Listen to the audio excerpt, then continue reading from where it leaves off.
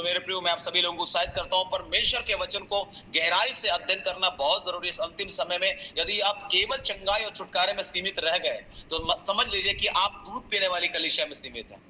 दूध पीने वाली कलीसिया, है ना। तो हम हमेशा चंगाई की बात करते थे कि चंगाई होगा फिर बीमार होगा, फिर चंगाई होगा फिर बीमारी होगी। ये मांस का शरीर है, ये मांस और लोह का शरीर है, ये आज है और कल नहीं होगा। लेकिन जो जीवन हमको परमेश्वर देना चाहता है वो इटर्नल है मेरे प्रियो, वो शाश्वत जीवन है। हमारा ध्यान तो उस महिमा में शरीर को प्राप्त करने की है, उस ग्लोरियस बॉडी को प्राप्त करने की है, उस पुनरुत्थित शरीर को प्राप्त करने की हमारा जो योजना है, हमारा तो उद्देश्य है कि हम स्वर्गारोहण में उठा लिए जाएं। जब यीशु मसीह आए, प्रधान दूत का शब्द सुनाई दे और तुरी का शब्द सुनाई दे, हम उठा लिए जाएं। अगर हम मर चुके होंगे तो मसीह में जो हम मरे हैं तो हम पहले जी उठेंगे और हवा में बादलों से मिलेंगे। हमारा आशा तो वो है मेरे प्रियो, है ना। केवल चंगाई नहीं है इस संसार में, केवल आप शारीरिक बातों की अपेक्षा परमेश्वर से कर रहे हैं तो कुरिन्थ के पत्र में लिखा है हम अभागे मनुष्य हैं। तो रोटी कपड़ा और मकान हमारा उद्देश्य नहीं है, रोटी कपड़ा और मकान हमारा लक्ष्य नहीं है। हमारा लक्ष्य है स्वर्ग, हमारा लक्ष्य है स्वर्गीय उत्तराधिकारी होना। हमारा लक्ष्य है कि स्वर्ग में हम स्वर्गदूतों के समान परमेश्वर की हुजूरी में पाए जाएं और दिन रात अपने खुदावंद की इबादत करें। जैसा दाऊद राजा कहता, मैंने एक बार यहोवा से मांगा है और उसी के यत्न में लगा रहूंगा। उसको समझ में आ गया, राजा बनने के बाद जो शौक, जो सारी चीजें उसके सामने थी, सुख सुविधाएं उसके सामने थी, वो समझ गया कि इन सारी चीजों से बढ़कर एक बात मायने रखता है और वो है परमेश्वर की हुजूरी में रहना, उसके भवन में रहना, उसके निकटता में रहना, उसके साथ रहना, वो ज्यादा महत्वपूर्ण है मेरे प्रियो। और वो जब आप जान जाएंगे तो रोटी कपड़ा और मकान की बातें फीकी लग जाएगी मेरे प्रियो। आइए, जिसके कान है वो फिक्र नहीं करेंगे मकान है कि नहीं है, ठीक है। सो आइए हम परमेश्वर के वचन में आगे बढ़े और मेल मिलाप वाला तंबू का 24वां पाठ में हम लोग आगे जा रहे हैं मेरे प्रियो। और मेल मिलाप वाला तंबू के अंदर के बहुत सारे पात्रों के बारे में मैंने आपसे बातचीत की, उनके रहस्यों को खोलने का पूरा मैंने प्रयास किया और मैं विश्वास करता हूं कि आप मेरे संदेशों के उस भाग से संतुष्ट भी रहे होंगे और आपको अर्थ समझ में आया भी होगा कि उसका क्या मायना है हमारे जीवन में। कितना महान परमेश्वर जिसने हमारे लिए योजनाओं को बनाया मेरे प्रियो। आज भी बाइबल का दोनों पाठ हमारे लिए महत्वपूर्ण है।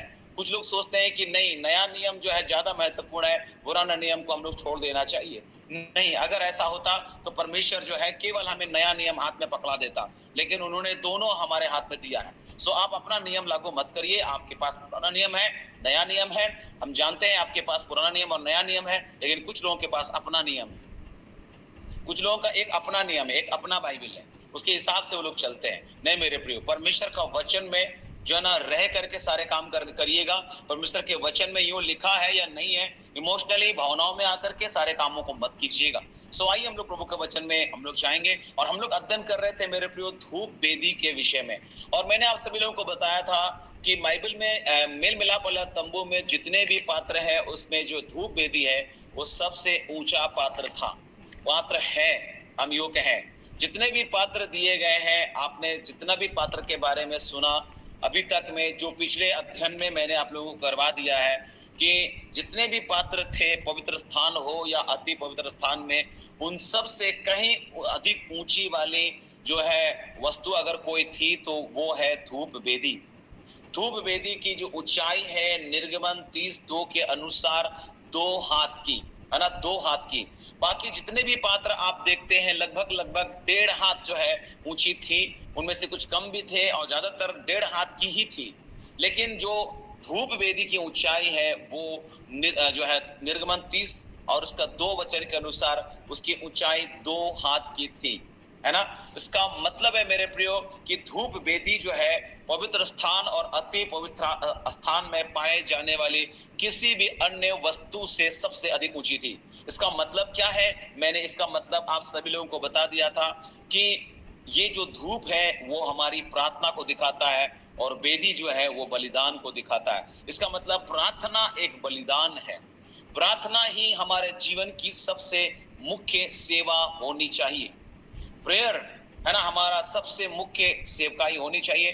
हमारे जीवन के अन्य आत्मिक अनुभवों से बढ़कर हमारा प्रार्थना जीवन अधिक ऊंचा होना चाहिए, क्योंकि धूप वेदी सबसे अधिक ऊंचा था मेरे प्रियो।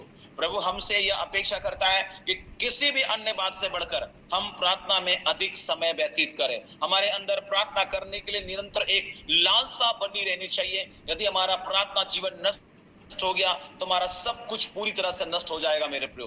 हमारा जीवन प्रभाव रहित बन जाएगा। प्रार्थना के बिना हम कई सेवा कर सकते हैं, परंतु उससे कुछ भी फल प्राप्त नहीं होगा मेरे प्रियो।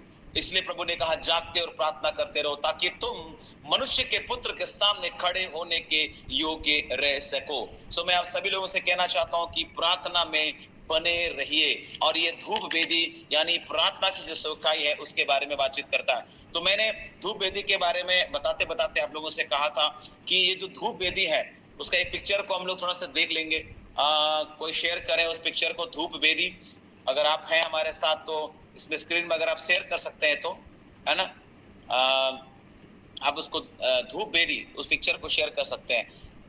हमारे साथ सिस्टर आबा भी है और एक सिस्टर है हमारे साथ, सिस्टर आई थिंक सुनीता होंगी। आप जो है ना इसको शेयर कर सकते हैं, धूप वेदी, है ना, उसको स्क्रीन में शेयर कर सकते हैं आप उसको देखिए कैसा दिखता है धूप वेदी।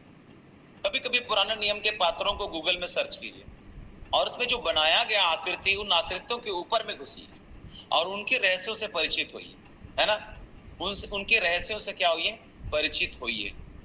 ठीक है, शायद नहीं है, कोई बात नहीं, है ना, आप खुद भी गूगल में सर्च कर लीजिए धूप वेदी।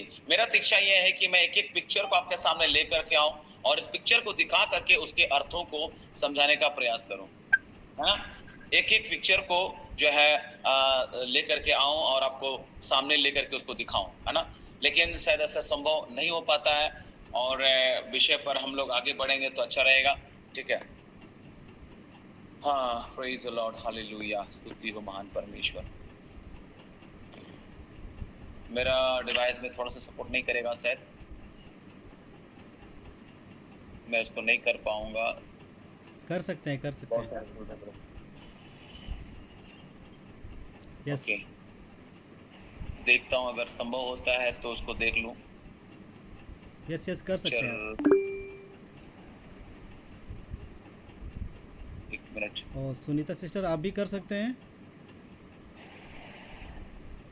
यस सुनीता सिस्टर आप भी कर सकते हैं, पोस्ट बना सकते हैं उसको। जी मैंने उनको बना दिया।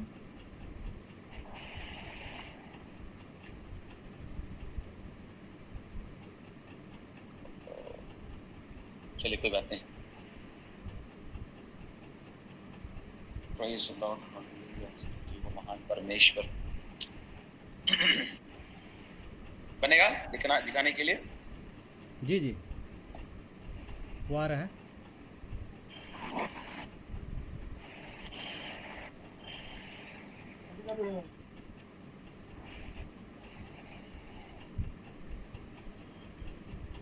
धूप वेदी, है ना।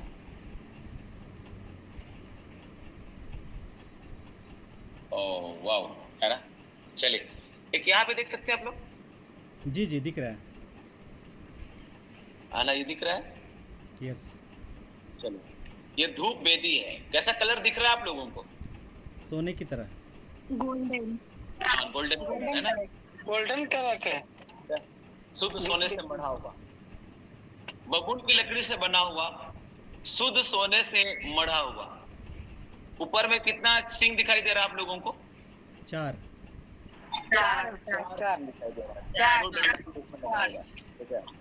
सबसे ऊंचा, ये जो है सबसे ऊंचा होता है, 2 हाथ का लगभग होता है। जितने भी मंदिर के पात्र है उसमें सबसे अधिक ऊंचा। धूप का मतलब प्रार्थना है, वेदी से मतलब बलिदान है, यानी प्रार्थना एक बलिदान, प्रार्थना बलिदान, यानी प्रार्थना की जो सेवकाई है सबसे ऊंची है क्योंकि इसमें एक बलिदान है। हम लोग यहाँ पर इसको देख सकते हैं, 4 सिंह है। धूप वेदी के 4 सिंह थे और सिंह जो है वो दिव्य सामर्थ को दिखाता है। ये जो सिंह है ये दिव्य सामर्थ को दिखाते हैं और प्रार्थना करने वाले लोगों को चारों कोनों से आने वाली परीक्षा पर अधिकार को ये दिखाता है ना। उनके पास एक दुष्ट शक्ति का सामना करने के लिए भीतरी बल रहता है और ये जो सिंह है इसी बात की ओर इशारा करता है।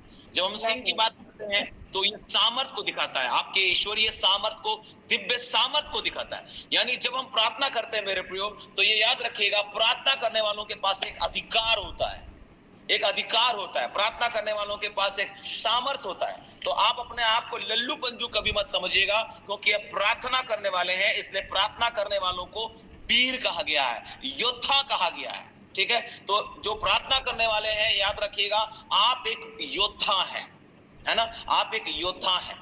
तो आपको प्रार्थना में समय को बिताना पड़ेगा। हालेलुया। हम लोगों ने इस बात को अध्ययन किया था पिछले दिनों में कि प्रार्थना, ये जो धूप वेदी है वो प्रार्थना का प्रतीक है। ये जो धूप वेदी है वो पवित्रता और आराधना का प्रतीक है। आराधना में बलिदान भी है। और ये जो धूप वेदी है, इसमें जो धूप का सुगंध होता है वो परमेश्वर की मधुर उपस्थिति का प्रतीक है। और उसके बाद जो है, ये जो धूप वेदी है उसके बारे में कहा गया है कि वेदी पर जो धूप जो है वो सदा जलती रहती थी। बाइबल लिखा है कि वो जो वेदी पर जो धूप है, उसके पर जो धूप है वो सदा जलती रहती थी। इसका मतलब क्या है? सदा जलते रहने का मतलब क्या है? निरंतर प्रार्थना में लगे रहना, निरंतर प्रार्थना में लगे रहना। जब हम पुराने नियम में जाएंगे, निर्गमन को पूरा आप लोग पढ़िए, बहुत सारी बातों को मैं आप लोगों को नहीं बता रहा हूं। कुछ क्लास वर्क भी होगा, कुछ आप होमवर्क भी होगा, है ना। आपको अपने से भी बाइबल को जाके देखना होगा कि ये यूं लिखा है या नहीं। कभी कभी हम लोग क्या है, एक पास्टर का जो भी प्रचार उसको सुन लेते हैं, very good very good very good, बहुत अच्छा लगा। क्या अच्छा लगा? आपने क्या उसको वचन में से देखा? क्या वो यूं लिखा है? क्या ऐसा ही लिखा है? आप भावनाओं में बह करके सारी चीजों में यस यस यस यस आमेन आमेन करते चले गए। कुछ समझ में नहीं आया, लेकिन लोग आमेन प्रेज द लॉर्ड। कभी कभी कुछ लोगों को कुछ नहीं समझ में आता है तो बीच में हालेलुया बोल देते हैं, प्रेज द लॉर्ड बोल देते हैं, है ना। मेरे प्रियो, मैं आपको बताना चाहता हूं, ये शब्द का इस्तेमाल केवल इसलिए मत करिए कि कुछ हम बोलने नहीं सके बोल के हालेलुया, है ना। हमारे मुंह से प्रार्थना नहीं निकला, हालेलुया। हमारे मुंह से बाकी कुछ शब्द नहीं निकले, हालेलुया। व्यर्थ का ऐसा बात मत बोलिए, क्योंकि हम नहीं चाहते हैं व्यर्थ उसकी उपासना किया जाए, ठीक है। आप जानते हैं हालेलुया और प्रेज द लॉर्ड जो है प्रभु की महिमा का शब्द है। लेकिन आप जो है जब कुछ नहीं सक रहे तो हालेलुया खाली बोल करके पार मत हो जाइए, ठीक है। तो अध्ययन करिए बाइबल को। मेरा कहना है बाइबल को अध्ययन करिए। हम में से कई लोग स्वयं बाइबल का अध्ययन नहीं करते हैं। हम दूसरों के खिलाए हुए भोजन पर आश्रित हैं, खुद अपना भोजन तैयार नहीं करते हैं, अपने से मेहनत हम नहीं करना चाहते हैं। मैं आप सबसे गुजारिश करूंगा, बाइबल को पढ़ें और खोजी बने, खोजी बने, है ना। परमेश्वर के वचन के रहस्यों से परिचित होइए मेरे प्रियो, नहीं तो आप जो है संकट में पड़ सकते हैं। क्योंकि केवल चंगाई मत ले लीजिए, खाली ब्लेसिंग मत ले लीजिए, घर बंगला घोड़ा गाड़ी मत ले लीजिए, लेकिन मैं चाहता हूं कि आपके पास जो ब्लेसिंग हो, वचन को समझने का, वचन को समझने का आशीष को ग्रहण कीजिए, और ये आपके लिए बहुत फायदेमंद साबित होगा अनंत जीवन के लिए मेरे प्रियो। तो वेदी पर जो है धूप सदा जलती रहती थी, और ये निरंतर प्रार्थना में लगे रहने को दिखाता है। हम कैसे निरंतर प्रार्थना कर सकते हैं? हम कैसे निरंतर प्रार्थना कर सकते हैं? यदि आपके घर में कोई बीमार है, या आपके प्यारे लोगों में से, प्रिय लोगों में से कोई बीमार है, तो चाहे आप कार्यालय में काम करते या दफ्तर में लोगों से बात करते हो, परंतु अपनी आत्मा में आप उस प्रियजन के विषय में सोचते रहेंगे। कई बार आपने देखा होगा कि घर में कोई बीमार है, लेकिन आपको ऑफिस जाना जरूरी है, आपको ऑफिस जाना है, ना। और ऐसे कंडीशन में क्या होता है कि आपका जो हृदय जो है ना, वो घर में रहता है। जो हमारा प्रियजन बीमार है, अगर सपोज दैट हमारा बच्चा बीमार है या कोई हमारे मम्मी पापा बीमार है, तो क्या होता है कि हम आत्मा में उस प्रियजन के विषय में सोचते रहेंगे, हमारे हृदय में उसके विषय में, अरे वो फल्ला बीमार है, प्रभु वो संभाल के रखिएगा, अभी तो हम ऑफिस आए हुए हैं, प्रभु हमारा काम भी है, दफ्तर में बहुत सारा काम है ना। तो आपने कई बार ऐसा एक्सपीरियंस किया होगा, है ना। अपने हृदय में आप उसके लिए प्रार्थना करते रहे होंगे। क्या ऐसा नहीं है? आपने किया या नहीं किया ऐसा कभी? आप कहीं काम पे हो और घर पे जी, है ना। तो आपकी आत्मा है, आपका हृदय और आपका ध्यान उस बीमार व्यक्ति पर होता होगा, है ना। और आपको बताना चाहते हैं, यही प्रार्थना की आत्मा या प्रार्थना के प्रति मनोवृत्ति रखना है ना। चाहे हम बहुत कठिन काम कर रहे हो, या हम चलते हो, या हम दौड़ते हो, हमारी आत्मा प्रभु के साथ मिल जाना चाहिए मेरे प्रियो। निरंतर प्रार्थना का मतलब ये है, हमारी आत्मा में प्रार्थना या धन्यवाद चलते रहना चाहिए। हम काम करते हुए भी आत्मा में, हृदय से प्रभु को धन्यवाद दे सकते हैं, प्रार्थना हम कर सकते हैं। यदि हमारी आत्मा परमेश्वर के साथ मिल जाती है, तो चाहे हम सो रहे हो, मैं आपको बताना चाहता हूं, चाहे हम सो रहे हो, हमारी आत्मा प्रार्थना की संगति में प्रभु के साथ बातें जो है वो करते रहेगी। अगर हम सो भी गए तो, है ना। तब रात की नींद के पश्चात जब हम उठेंगे, जब हम सुबह उठेंगे ना, तो हमें ऐसा महसूस होगा मानो हम पूरी रात प्रार्थना कर रहे थे। हालेलुया। परमेश्वर का ताजा करने वाला सम्मुख या उपस्थिति पूरी रात हमको भरता रहेगा। चाहे आप पूरे दिन व्यस्त हो, आपको बैठकर प्रार्थना करने के लिए समय ना हो, तो भी आपकी आत्मा प्रभु के साथ मिली हुई और उसे बात करती रहनी चाहिए। आत्मा में करते रहिए, आत्मा में प्रार्थना करते रहिए। हो सकता है आप पूरे बैठे नहीं है प्रार्थना में, आप अलग से स्पेशल टाइम निकाल करके बैठ नहीं पाए, आत्मा में करते रहिए।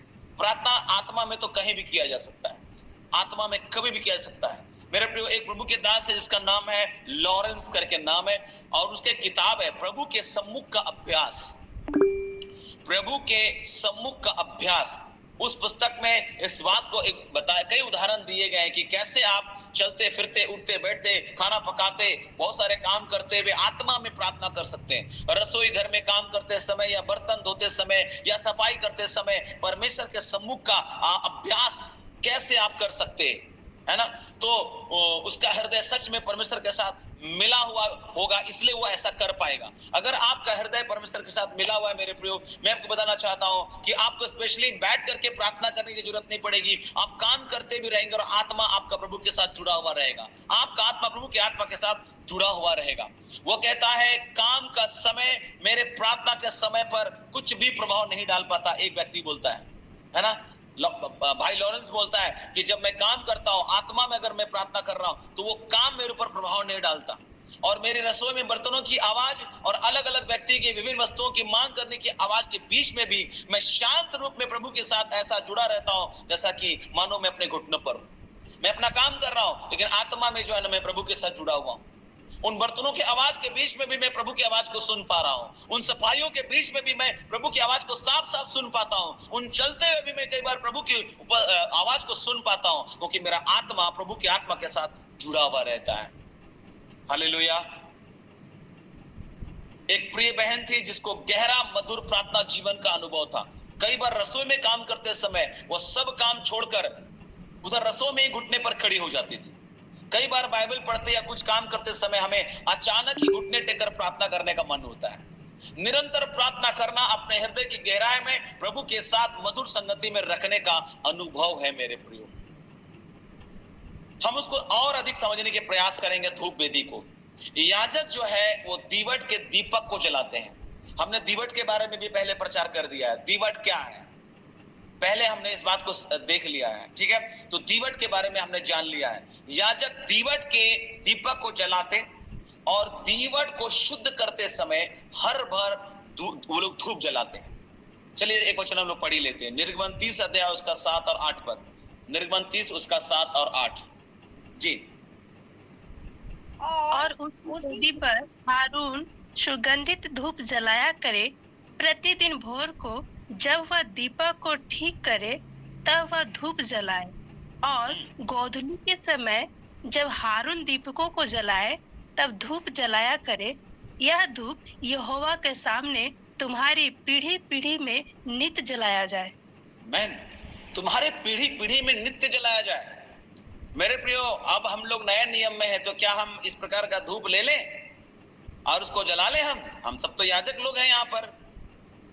इसका आत्मिक मतलब है, यानी परमेश्वर किस प्रकार इस सेवकाई के मतलब को जो है ना प्रकट किया नए नियम में, उसको हम आपको सिखाने का पूरा प्रयास कर रहे हैं, पूरी तरह से सिखाने का प्रयास कर रहे हैं। हमने यहाँ पढ़ा, और उसी वेदी पर हारून सुगंधित धूप जलाया करे, उस वेदी पर।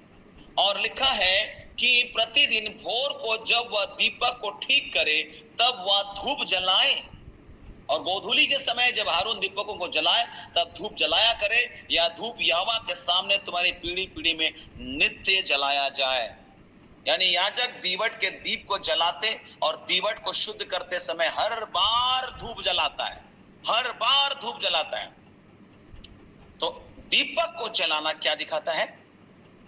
अब इसके अर्थ को समझिएगा। दीपक को जलाना परमेश्वर के वचन से प्रकाशन या दर्शन को पाने को दिखाता है। ये क्या दिखा रहा है दीपक जलाना? मेरे प्रियो, कई लोगों के जीवन में दीपक नहीं है, दैट मीन्स रेवलेशन नहीं है। प्रकाशन नहीं है ना? तो दीपक को जलाना परमेश्वर के वचन से प्रकाशन या दर्शन पाने को दिखाता है। और यहां लिखा है प्रत्येक दिन भोर को जब वह दीपक को ठीक करे। मेरे प्रिय, मैं आपको बताना चाहता हूं, भोर का समय अध्ययन का सबसे अच्छा समय होता है। और पुराने नियम में भोर के समय में दीपक को ठीक करने के लिए कहा जाता था।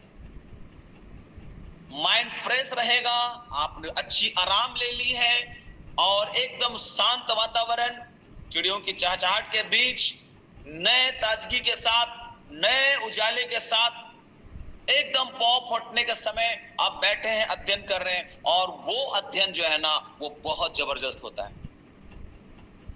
बहुत बार स्टूडेंट्स ऐसे समय में पढ़ना पसंद करते हैं, है ना?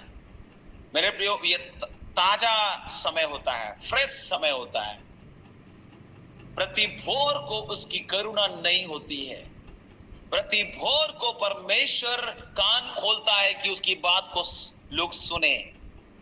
दाऊद कहता है, मैं भोर को अपना कान खोल लेता हूं कि मैं उसकी आवाज सुनूं। ये पर्सनल है मेरे प्रियो, व्यक्तिगत एक पर्सनल स्टडी अध्ययन का जो समय होता है वो भोर का समय होता है। हमने उस समय को भी बिजी कर दिया अपने लिए। वो जो व्यक्तिगत रिलेशनशिप प्रभु के साथ होना चाहिए, मैं और प्रभु, बस, है ना? तो हम उस समय में भी थोड़ा सा ज्यादा बिजी हो गए। तो धूप, जो दीपक को जलाया जा रहा है, तो ये दीपक को जलाना, मैंने बताया, परमेश्वर के वचन से प्रकाशन या दर्शन पाने को दिखाता है। हम जानते हैं कि धूप जलाना प्रार्थना जीवन को दिखाता है। ठीक है, हमने इस बात पे पहले भी चर्चा कर दी है। धूप जलाना जो है वो प्रार्थना का जीवन को दिखाता है। लेकिन दीपक जलाना क्या है? प्रकाशन पाना, दर्शन पाना। हालेलुया। अगर आप धूप जला रहे हैं तो आप प्रार्थना जीवन में हैं, ये प्रार्थना जीवन को दिखा रहा है। अगर आप दीपक जला रहे हैं तो ये प्रकाशन को प्राप्त करना है। हालेलुया। तो आपको जो ना दीवट में दीपक भी जलाना है और धूप वेदी में धूप जलाना है। समझ रहे हैं बात को? लेकिन इसमें जो है आप देख रहे हैं, प्रार्थना बहुत ज्यादा महत्वपूर्ण है। ये दो अनुभव साथ साथ चलते हैं मेरे प्रियो। आप पुराने नियम में देखिए, ये दोनों चीज है, धूप भी है, दीपक भी है। 7 पद में दीपक और 8 पद में धूप है, या 30 का 7 और 8 पद में दीपक जलाना, धूप जलाना। हालेलुया। आपको दीपक जलाना है, धूप जलाना है। दीपक और धूप, आमेन। दीपक और धूप, दीपक रेवलेशन और धूप प्रार्थना। और जितना प्रार्थना उतना रेवलेशन, आमेन। ये दोनों साथ साथ चलता है मेरे प्रियो। एक प्रभावशाली प्रार्थना जीवन के लिए हमें परमेश्वर के वचन से प्रकाशन चाहिए। ये दोनों साथ साथ चलता है, याद रखिएगा। आप देखिए यहां पर भोर को दीपक जलाना है और उसके बाद देखिए धूप जलाना है ना? हारून दीपकों को जलाए, तब क्या जलाना है? धूप। दीपक, धूप। आप समझ रहे? तो एक प्रभावशाली प्रार्थना, तो धूप मतलब प्रेयर एंड दीपक का मतलब रेवलेशन पाना। एक प्रभावशाली प्रार्थना जीवन के लिए हमें परमेश्वर के वचन से प्रकाशन चाहिए। यदि आपको परमेश्वर के वचन को पढ़ने और उसे ध्यान करने में सच्चा आनंद नहीं है तो आपका प्रार्थना जीवन बहुत उथला होगा, मानो उथले पानी में है आप। समझ रहे बात को? हालेलुया। यदि आपको परमेश्वर के वचन को पढ़ने और उसे ध्यान करने में सच्चा आनंद नहीं आ रहा है, इसका मतलब है कि आपका प्रार्थना जीवन उथला है। आप केवल अपना बल लगा रहे हैं प्रार्थना में। कई लोग प्रार्थना में बल लगाते हैं, प्रभु करना पड़ेगा, ऐसा करके हम लोग बल लगाते हैं, है ना? प्रभु को टॉर्चर करते हैं हम लोग। कभी कभी कुछ लोग टॉर्चर वाली प्रार्थना चलती है प्रभु को। कभी कभी प्रभु को सिखाते हैं प्रार्थना। बहुत सारे वचन तो प्रभु को ही सिखा देते हैं। प्रभु आपको पता है ऐसा है, वैसा है, ये है, वो है ना? प्रभु को मत सिखाइए। मैंने कहा प्रार्थना जब आप करते हैं तो प्रार्थना का मतलब एक संवाद है। प्रार्थना का मतलब एक संवाद है, एक बातचीत है। तो आप किससे बातचीत कर रहे हैं प्रार्थना के द्वारा? जब आप प्रार्थना कर रहे हैं तो किससे बातचीत कर रहे हैं? किसी मनुष्य से? जी, आप आंसर। किससे बात कर रहे हैं आप प्रार्थना में? परमेश्वर से। जी, वो परमेश्वर कौन है? वो परमेश्वर है कौन? पिता, पिता से हमारा बातें करते पिता। चलिए ठीक है, पिता। और क्या है वो हमारा? पवित्र आत्मा और कौन है वो? स्वामी है ना? वो हमारा प्रभु है, वो सबके ऊपर अधिपति है, वो राजाओं का राजा है। अगर कोई विशिष्ट आदमी आपके घर में आ जाए, आपसे कुछ बात करेगा, तो आप ज्यादा उसकी सुनेंगे कि वो आपका सुनेगा? ये बताइए मुझे। अगर कोई खास बंदा आपके घर आ गया है, मान लीजिए कोई बहुत बड़ा अधिकारी आपका आ गया, मान लीजिए आपका बॉस आ गया, आप जिस जगह में काम करते हैं आपका बॉस आ गया, तो आप ज्यादा उसको सुनाएंगे कि उसकी आप सुनेंगे? ये बताइए मुझे। उसकी सुनेंगे। हम उसकी सुनेंगे, है ना? राइट, है ना? हम उसकी सुनेंगे क्योंकि वो हमारा बॉस है, वो हमारा स्वामी है। और यहाँ जिससे हम बात कर रहे हैं वो जगत का, पूरे संसार का स्वामी है, वो राजाओं का राजा है, वो प्रभुओं का प्रभु है। तो प्रार्थना में हम अपनी सुना रहे, उसकी तो कुछ सुन नहीं रहे। तो हमारी प्रार्थना में क्या हो रहा है? हम अपना सुना रहे, ये दे दे, वो कर दे, ऐसा कर दे, वैसा कर दे। मेरे प्रियो, मैं आपको बताना चाहता हूं, मैं ये सारी चीजों को अध्ययन के साथ बोल रहा हूं। मैं अपनी बात केवल नहीं रख रहा हूं, मैंने कई शिक्षकों का अध्ययन किया है और उसका निचोड़ को मैं आपके सामने लेकर के आ रहा हूं। अगर किसी को तकलीफ लगे तो मुझे माफ कीजिएगा, है ना? मैं अध्ययन के साथ आता हूं। मैं जब भी बोला हूं यहाँ पर इस मंच में, मैं बिना अध्ययन के नहीं आया हूं। मैंने अध्ययन किया। ये नहीं कि प्रभु ने मुझे ऐसा बोला, नहीं मेरे प्रियो। प्रभु कुछ बोलता है वो अलग चीज है, लेकिन मैंने सीखा है जो प्रभु के लोगों ने सिखाया और प्रभु के वचन से सिखाया। मैं संवाद का मतलब यही है। आप ऐसे ही सिंपली सोच लीजिए कि अगर कोई विशिष्ट व्यक्ति आपके घर आ गया तो आप उसी की सुनेंगे। जी जी सर, ठीक है सर, आप जो बोलते हैं वो सही है सर। आप कभी भी उसकी बात को काटने का प्रयास नहीं करेंगे और ज्यादा ये कोशिश करेंगे कि मैं कम बोलूं क्योंकि वो बॉस है, मैं कम बोलूं और उसकी ज्यादा सुनूं। मेरे प्रियो, कई बार परमेश्वर के सामने हम ज्यादा बोलते हैं और उसकी कम सुनते हैं। हम ज्यादा बोलते हैं और उसकी कम सुनते हैं। लेकिन प्रार्थना का मतलब है, परमेश्वर तू ज्यादा बोल और मैं ज्यादा सुनूंगा। हालेलुया। प्रभु तू बोल और मैं सुनूंगा। मेरे प्रियो, पता है क्यों हम सुन नहीं पाते हैं? क्योंकि हमारे पास वचन नहीं। यदि आपको परमेश्वर के वचन को पढ़ने और उसे ध्यान करने में सच्चा आनंद नहीं है, तो आपका प्रार्थना जीवन बहुत उथला हुआ होगा। यदि आप सच में प्रभु के वचन को प्रेम करते और हर बार पढ़ते समय यदि उसमें से कुछ प्राप्त करते हैं, तो आपको प्रार्थना, आपका जो प्रार्थना जीवन है वो बहुत ही प्रभावशाली और गहरा होगा। आमीन, हालेलुया। देखिए, कई लोग रोज बाइबल पढ़ता है फिर भी कई लोगों को वचन याद नहीं रहता। आपका प्रार्थना कैसे प्रभावशाली बनेगा बताइए? अगर आप परमेश्वर के वचन को नहीं समझ पा रहे हैं और प्रभु का वचन में आप आनंदित नहीं और प्रभु का वचन आपको स्मरण नहीं रहेगा, तो आप कैसे आप अपने प्रार्थना को प्रभावशाली बना सकते हैं? क्योंकि जब आप अपनी प्रार्थना में परमेश्वर के वचन को मिलाते हैं मेरे प्रियो, आप अपने प्रार्थना में धार लगा रहे हैं। हमारी प्रार्थना एक थोथी प्रार्थना है, गोथड़ बोलते हैं ना, धार नहीं है। क्यों? क्योंकि हमने उसमें परमेश्वर का वचन रूपी आत्मा का तलवार को मिलाया नहीं। ये जो वचन है वो आत्मा का तलवार है और इसलिए हमारी प्रार्थना ऊपर जा नहीं रही है, रुक जा रही है, क्योंकि आपने वचन को वहां डाला नहीं। सो मेरे प्रियो, इफिसियों 1 अध्याय देखिए किस प्रकार की प्रार्थना हम करते हैं। कई बार आज की कलीसिया के अगुवे जब प्रार्थना करते हैं तो ये उसके लिए रोल मॉडल होना चाहिए प्रार्थना का, जो पौलुस इफिसियों के मंडली के लिए किया। लेकिन हमारा दुर्भाग्य है मेरे प्रियो, लिखा है बाइबल में, उस कलीसिया के लिए हाय, है ना, उस माँ के लिए जो अपने बच्चे को दूध पिलाती है, उस स्त्री के लिए हाय जो अपने बच्चे को दूध पिलाती है, उस कलीसिया के लिए हाय जो अपनी कलीसिया को अब दूध ही पिला रही है। आज की कलीसिया के अगुवे केवल शारीरिक चंगाई, शांति, उन्नति, आशीष, प्रेम, दया, क्षमा, यही प्रचार कर रही है और यही प्रार्थना कर रही है। लोगों के लिए हर बार यही प्रार्थना कर रही है। क्या इफिसियों की पत्री हमने कभी पढ़ा? उसमें पौलुस की प्रार्थना क्या है? 1 अध्याय 16 से 19। मैं अध्ययन के साथ आया हूं, मेरे पास इसका नोट्स है बकायदा, है ना। सो मेरे प्रियो, मैं बहुत सारे शिक्षकों का नोट्स के साथ में आया हूं और मैंने अध्ययन खुद भी किया बाइबल में से, और तब मुझे समझ में आया कि हम किस प्रकार की प्रार्थना में केवल फंसे पड़े हैं। इफिसियों 1 अध्याय उसका 16 से लेकर के 19 पद तक मेहरबानी करके कोई पढ़ देंगे? कि हमारे प्रभु यीशु मसीह का परमेश्वर जो महिमा का पिता है तुम्हें अपनी पहचान में ज्ञान और प्रकाश की एक अध्याय का 16 से एक अध्याय इफिसियों 1:16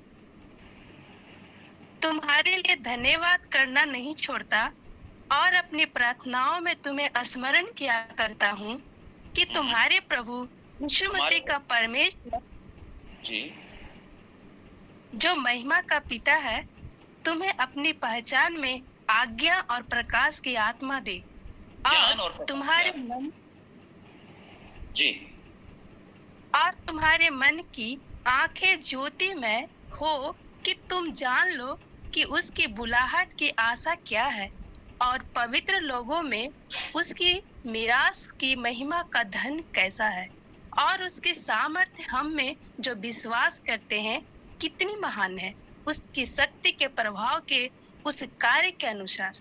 बस रुक जाइए, है हालेलुया। ना?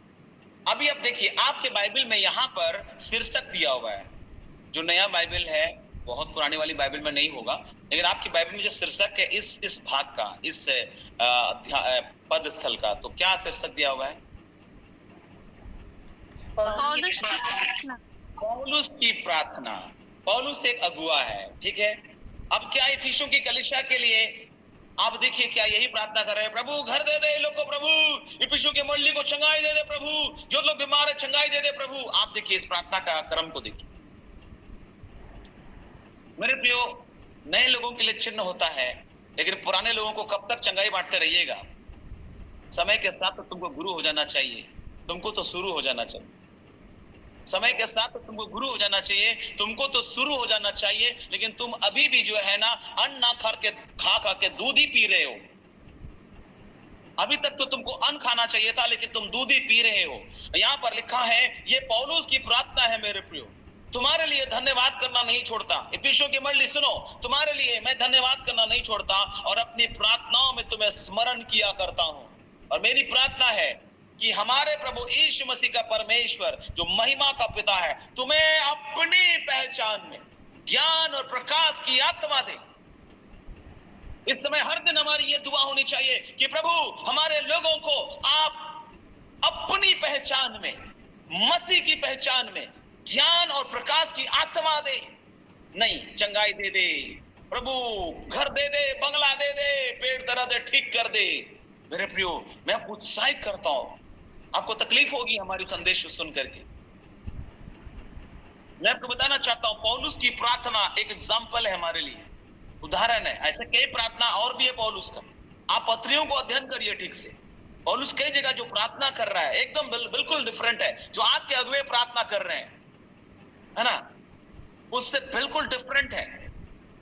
हम ऐसा प्रार्थना इसलिए करते ताकि अधिक से अधिक लोग हमसे जुड़ सके, और जहां खरा टीचिंग होगा लोग छोड़ के चल जाएंगे। खरा टीचिंग वाले को ज्यादा नहीं सुनते लोग। मैं भी यहाँ पर एकदम तुरंत अन्य भाषा बोल करके कुछ भी कर सकता हूं मेरे प्रियो। मैंने पहले किया अपने सेवकाई की शुरुआत में, लेकिन मैंने देखा कि लोग स्थिर नहीं हो रहे हैं, स्थिर नहीं हो रहे हैं। और उसके बाद हमने परमेश्वर के वचन को रखना चालू किया। आज मैं जहां सेवकाई के लिए गया, कई सारे सेवक लोग जब मुझसे मिल रहे थे, है ना, तो वो लोग याद कर रहे थे कि आप यहाँ सबसे पहले जब स्पीकर बनकर के आए थे, उस समय मेरे जीवन में कार्य हुआ। 2001 में पहली बार मैं वहां पर स्पीकर बनकर के गया था, आज से 24 साल पहले। और उस जगह, उस समय जो व्यक्ति जो मेरे सेवकाई के द्वारा आशीषित हुआ, आज उस क्षेत्र के एक पास्टर है। बहुत सारे पास्टर बने वहां पर, करीब 18 मंडली वहां पर है। आज हमारे बिशप लोग, हमारे अधिकारी लोग जो है ना, फीता काटते जा रहे हैं, काटते जा रहे हैं, काटते जा रहे हैं, लेकिन उसके पीछे कितने लोगों का मेहनत रहा, है ना। आप में से भी कितने लोग मेहनत कर रहे हैं। मेरे प्रियो, वचन लोगों को स्थिरता प्रदान करेगा। वचन, पौलुस बोल रहा है कि यीशु मसीह का परमेश्वर जो महिमा का पिता है तुम्हें अपनी पहचान में ज्ञान और प्रकाश की आत्मा दे, और तुम्हारे मन की आंखें ज्योतिर्मय हो कि तुम जान लो कि उसकी बुलाहट की आशा क्या है। तुम जान लो इस बात को। प्रभु, मेरी ये प्रार्थना है कि मेरी कलीसिया इस बात को जान ले कि उसकी बुलाहट की आशा क्या है। प्रभु, इनके मन की आंखें ज्योतिर्मय हो, इनके मन की आंखें ज्योतिर्मय हो। प्रभु, इनको प्रकाश की आत्मा दे। प्रभु, आपके पहचान में ये लोग ज्ञान में बढ़ने पाए। पवित्र लोगों में आपकी मिरास क्या है, महिमा का धन क्या है, इसको समझने दे प्रभु। उसकी सामर्थ में जो हम विश्वास करते हैं कितनी महान है, उसकी शक्ति के प्रभाव के कार्य के अनुसार। और पूरा अगर आप पढ़ते चले जाएंगे तो उसने मसीह में किया कि उसको मरे में से जलाकर स्वर्ग स्थानों में अपने दाहिनी ओर सब प्रकार की प्रधानता, अधिकार, सामर्थ, प्रभुता के और हर एक नाम के ऊपर जो न केवल इस लोक पर और आने वाले लोक में लिया जाएगा बैठाया, और सब कुछ उसके पांव के तले कर दिया, सब वस्तुओं पर शिरोमणि ठहराकर कलीसिया को दे दिया, और यह उसकी देह है और उसी की परिपूर्णता है जो सब में सब कुछ को पूर्ण करता है। आमीन, हालेलुया,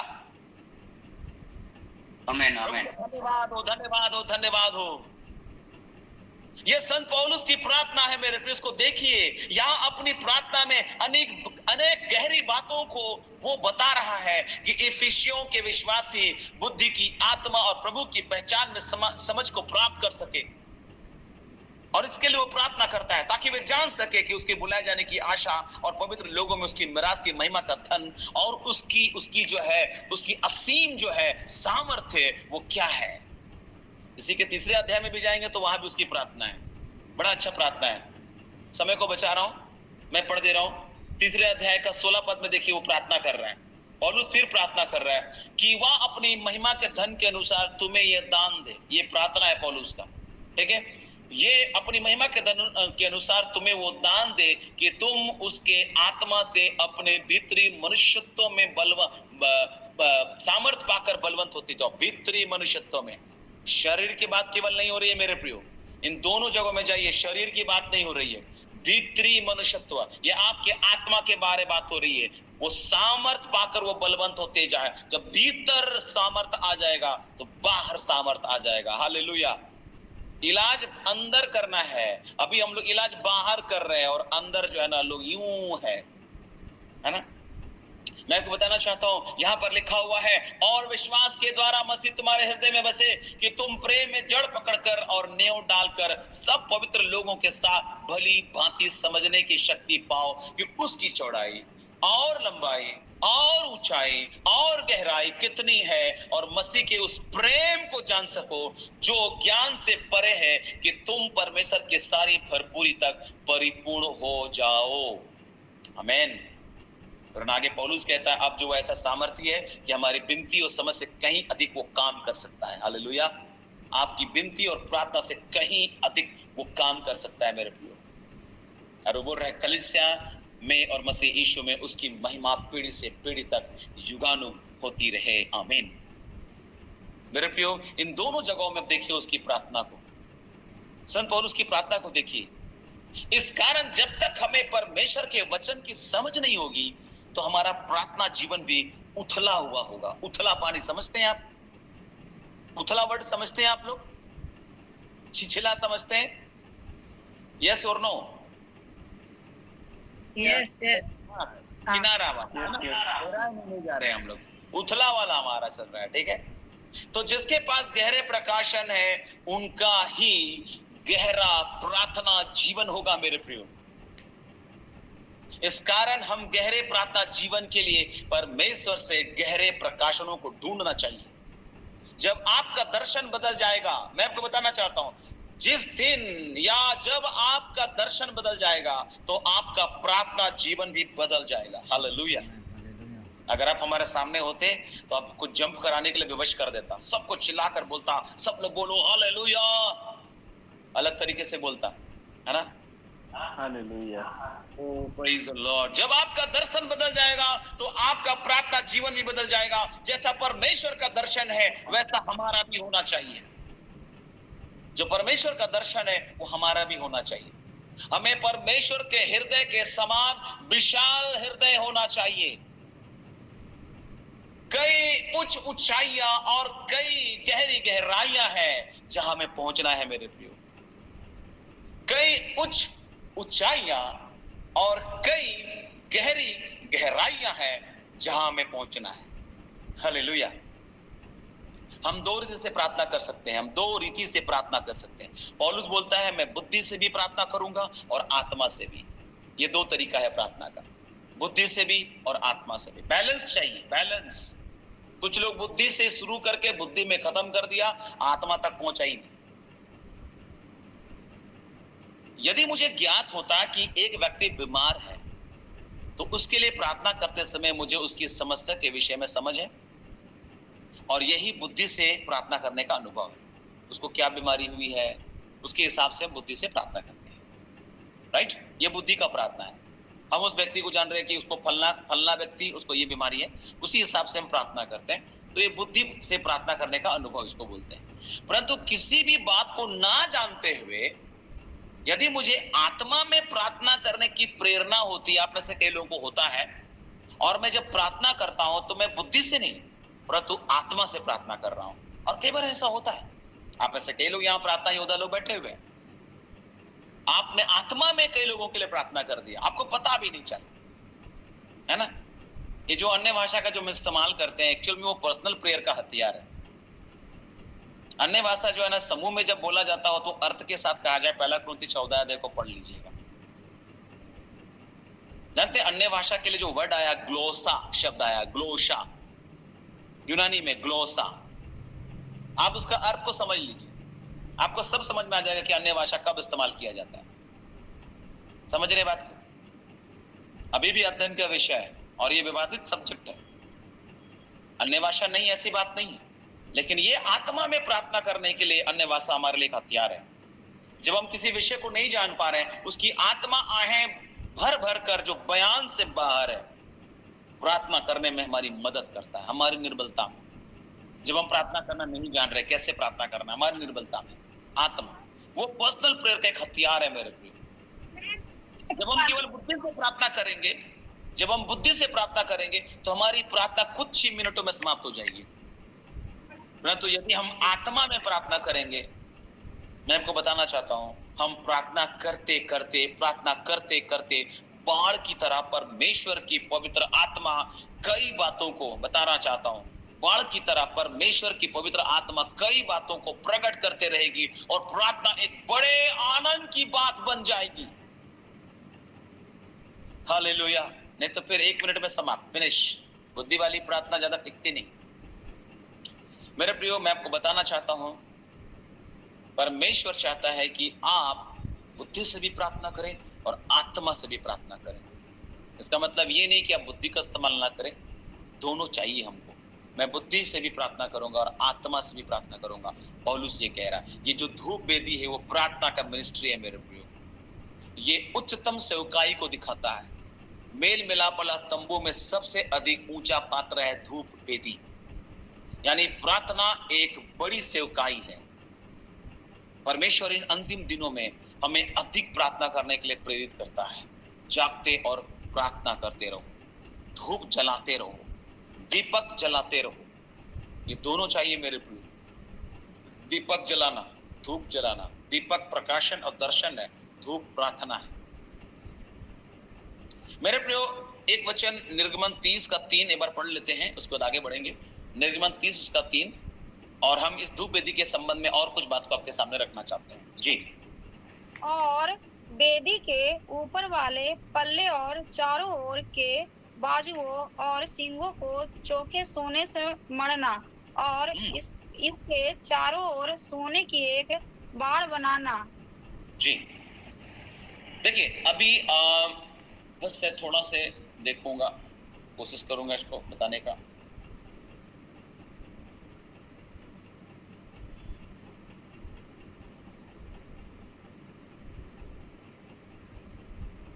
यहाँ पर आप देख रहे हैं ऊपर का भाग 4 सिंह है, उसके चारों ओर थोड़ा से बाड़ बनवाना बोला, हाँ, सोने की बाड़, वो भी सोने का बाड़ दिख रहा है क्या? आप लोगों को दिख रहा है? Yes yes.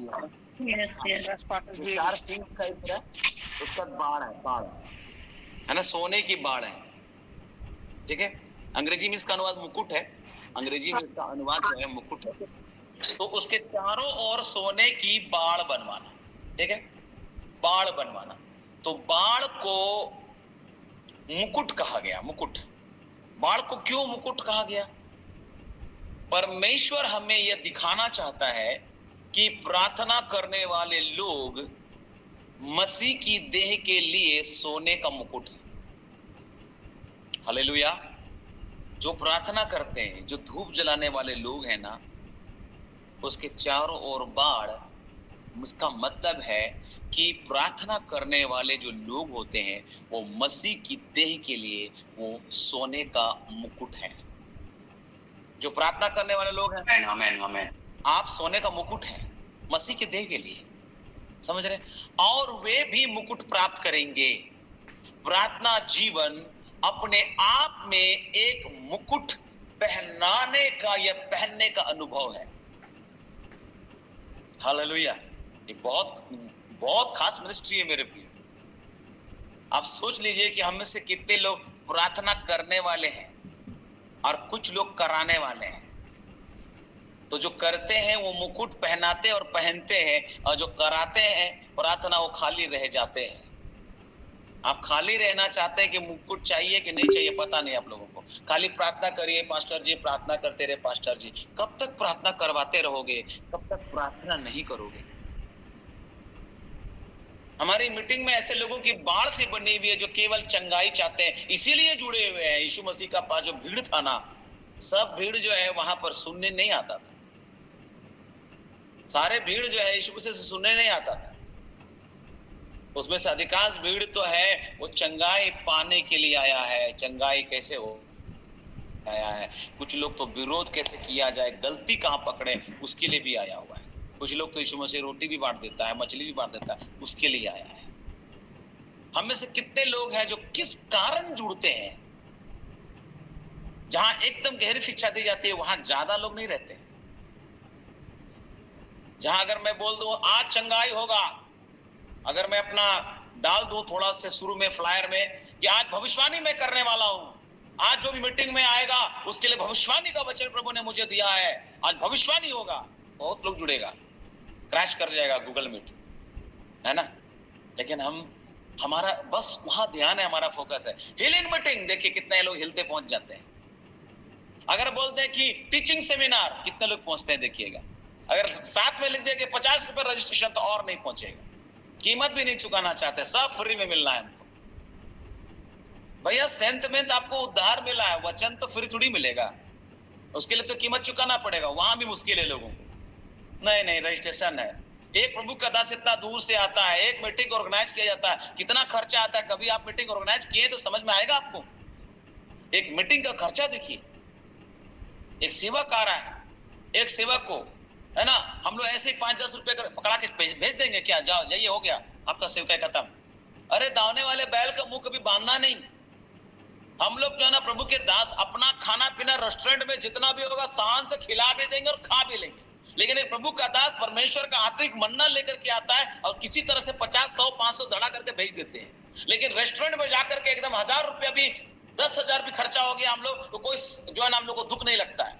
हमारा बर्थडे सेलिब्रेशन है, हम जा रहे रेस्टोरेंट में और वहां पर जो पैसा खाओ, जो भी खाना खा लो। लेकिन एक पास्टर वहां पर आया तो मुश्किल से, पास्टर जी बहुत दिक्कत है, आज तो जो है ना इतना खर्चा हो गया खाने पीने में, ये तेल भाड़ा ले लीजिएगा 100 रुपया, ठीक है?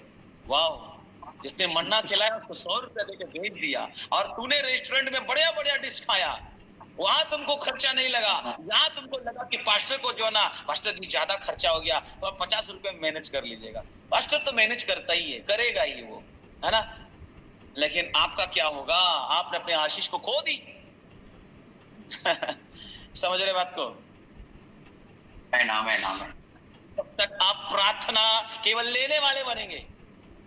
आप में से कई लोग यहाँ कितने समय से जुड़ रहे हैं। अगर आप नए भी हैं मेरे प्रियो, मैं आपको बताना चाहता हूं कि आप प्रार्थना में लोगों को आशीष देने वाला बन जाइए। मैं आपको बताना चाहता हूं कि आशीष खुद ब खुद आपके पीछे आएंगी। निर्भर मत रहिए कि पास्टर सो एंड सो आएगा और प्रार्थना करेगा। पास्टर आएगा, आज हीलिंग वाला प्रार्थना होगा इसलिए हम जुड़े हुए हैं। हिलते हुए आ गए आप, है ना? हीलिंग प्रार्थना में ज्यादा लोग हिलते हुए आते हैं।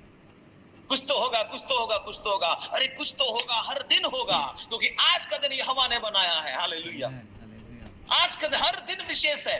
कई लोग परमेश्वर का वचन सुनते सुनते चंगे हो जाएंगे, कई लोग आराधना के दरमियान ही चंगे हो जाएंगे। ऐसा जरूरी नहीं है कि पास्टर आएगा प्रचार करेगा उसी समय। अगर आप आराधना जब चल रही उसी समय अगर आप शामिल हो गए ना, उसी आराधना में छुटकारा हो जाएगा। आमीन।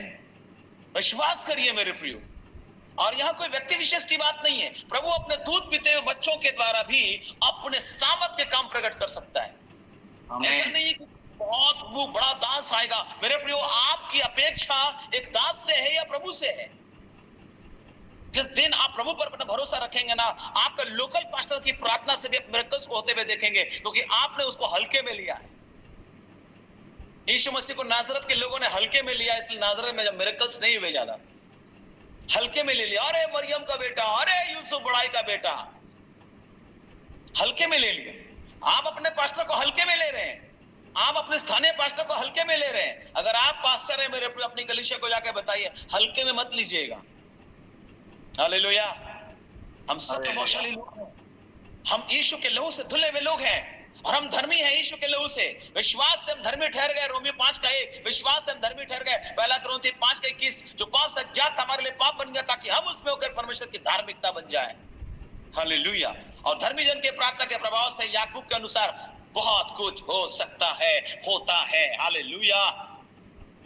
सो मेरे प्रियो, मैं आपको बताना चाहता हूं कि प्रार्थना जीवन अपने आप में ही एक मुकुट पहनाने का और पहनने का अनुभव है। इस कारण हम में से हर कोई अधिक समय प्रभु के चरणों में बिताने के लिए सीखना चाहिए। बाढ़ का उद्देश्य क्या है पता है? मैंने बताया, बाढ़ है वहां पर, सोने का बाढ़। सोने का बाढ़ क्या है? सोने का बाढ़ क्या है? बेदी पर से धूप नीचे जमीन पर नहीं गिरना चाहिए, याद रखिएगा। ये जो बाढ़ क्यों बनाया गया है, जब धूप जलाया जाएगा तो नीचे नहीं गिरना चाहिए, जमीन पर। और जो धूप जब जलाया जा रहा है तो उसमें जो सुगंधित चीजें डाली जाए वो नीचे नहीं गिरना चाहिए। वो बॉर्डर, जस्ट लाइक, जी बहुत अच्छा इसने लिख दिया कि वो बॉर्डर है, एक तरह का घेरा है। इसका आत्मिक अर्थ क्या है, इसका स्पिरिचुअल मीनिंग क्या है? हमारे प्रार्थना जीवन को सब प्रकार के व्यवधान और रुकावट से संभालने के लिए हमें धुन होनी चाहिए। हर प्रकार का रुकावट या डिस्टरबेंस, बाधाएं, उसे संभालने के लिए हमें धुन होनी चाहिए। मतलब क्या है? कई बार हम कई गलत बातों को अधिक महत्व देते हैं। हम सोचते हैं कि मैं पहले वह या ये काम कर लूं या फिर प्रार्थना कर लूंगा। कई बार हम लोग ऐसा सोचते हैं ना, पहले ये काम कर लेंगे, नहीं तो वो वाला कर लेंगे, उसके बाद हम प्रार्थना करेंगे। परंतु जब तक हम अन्य काम पूरे करते हैं, हम प्रार्थना के लिए बहुत थक जाते हैं। बाद में बोलते हैं, अरे बहुत थक गए हैं, थोड़ा नहीं करते हैं प्रार्थना, छोड़ो।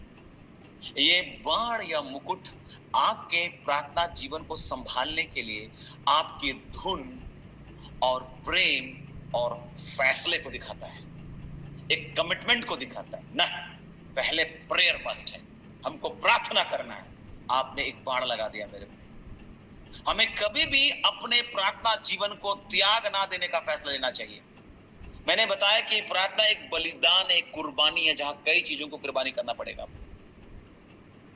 ये प्रार्थना एक वेदी का सेवकाई है, और वेदी बलिदान का स्थान है। बलिदान एक त्याग और कुर्बानी और समर्पण को दिखाता है। आमीन, प्रेज़ गॉड। ये हालेलुया, हालेलुया। समझ रहे हैं आप? आमीन। तो भेंट की रोटी की मेज, पहला अध्ययन मैंने करा दिया है। पिछले अध्ययन में आप YouTube पे जाएंगे तो आपको पता चलेगा। भेंट की रोटी की मेज अन्य वस्तुएं जिस प्रकार सोने या पीतल से मढ़ी है, इस वेदी का निचला भाग मढ़ा नहीं गया, याद रखिएगा। आप थोड़ा से डिफरेंट, पता नहीं समझ में आएगा, इसमें थोड़ा सा चित्र में उतना क्लियर नहीं है। जो नीचे का भाग जो है ना, वो नहीं मढ़ा गया। इसका जो नीचे का भाग है, नीचे का भाग बबूल की लकड़ी है वहां पर। इसको पिक्चर में उतना क्लियर नहीं है, पिक्चर में इसको सब येलो दिख रहा है, इसमें सब गोल्डन कलर दिख रहा है, ठीक है। मैं आपको बताना चाहता हूं, भेंट की रोटी की मेज और अन्य वस्तुएं जिस प्रकार सोने या पीतल से मढ़ी है, इस वेदी का जो निचला भाग है वो मढ़ा नहीं गया। यानी वो कौन सा भाग, वो जो कौन सी लकड़ी से बना था धूप की वेदी? बबूल की लकड़ी, बबूल की लकड़ी है ना। भेंट की रोटी की मेज भी बबूल की लकड़ी है। किसी में सोने का, किसी में पीतल मढ़ा गया है, लेकिन इसमें पूरा सोना है, इसमें पूरा सोना। लेकिन नीचे का जो भाग है ना, नीचे का भाग थोड़ा से पता नहीं, इसमें नहीं दिखेगा। ये जो नीचे का भाग है, सबसे नीचे समझ गए आप लोग? नीचे का भाग ये जो है वो केवल बबूल की लकड़ी का है, उसमें मढ़ा नहीं गया सोना। आप निर्गमन 30 का 31 पद देखिएगा, ठीक है।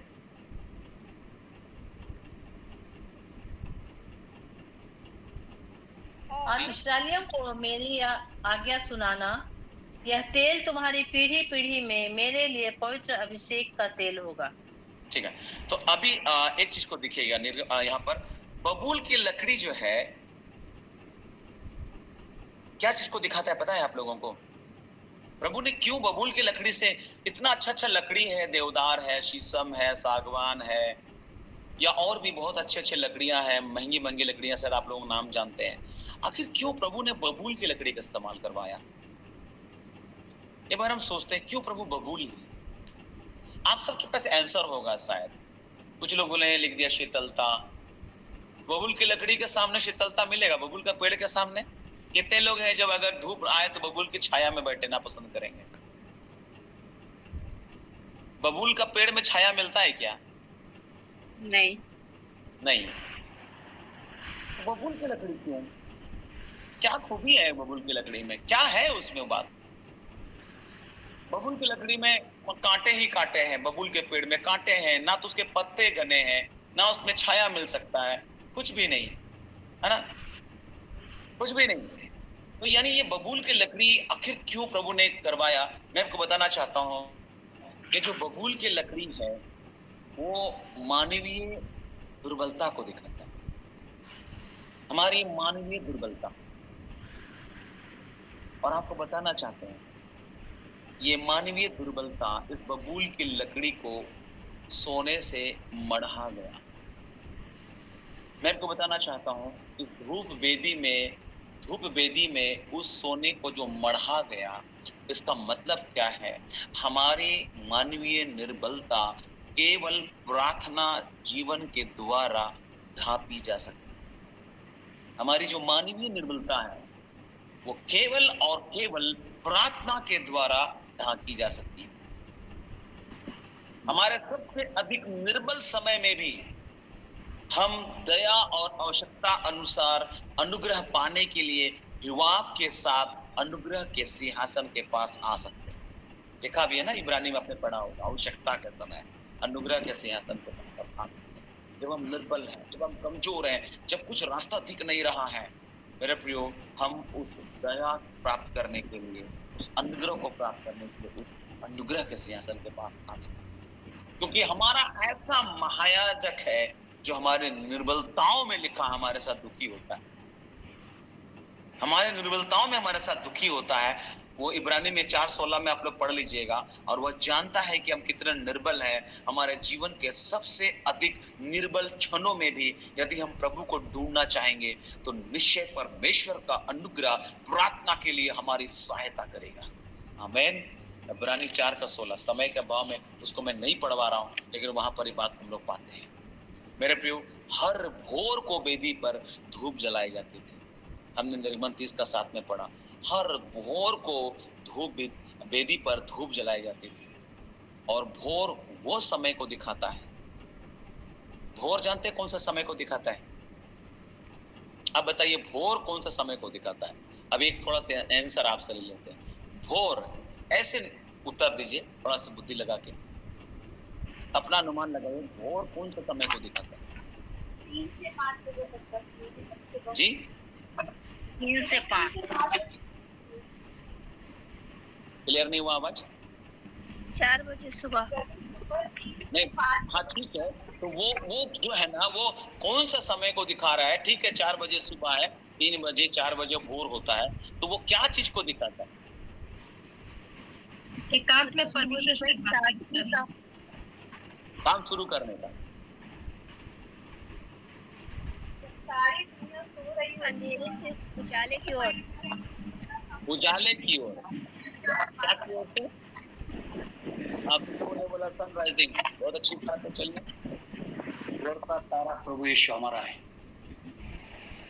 बहुत, चलिए भोर का तारा यीशु मसीह, चलिए भोर का उजाला हमारा प्रभु यीशु मसीह है। चलिए, बहुत अच्छी बात। भोर का समय जानते क्या दिखाता है? परमेश्वर से बातचीत करना, प्रभु से बात करना।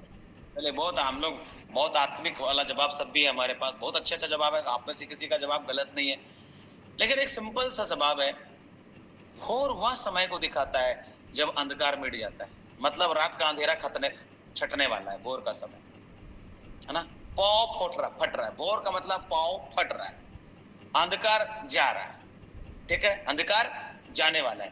भोर वो समय को दिखाता है जब अंधकार जाने वाला है, अंधकार मिट जाता है, क्योंकि पाँव निकल रहा है ना, सनराइज होने वाला है। अभी सनराइज हुआ नहीं है, होने वाला है, अंधकार मिटने वाला है, रात का अंधेरा मिटने वाला है। यानी भोर वो समय दिखा रहा है रात का अंधेरा मिटने वाला है।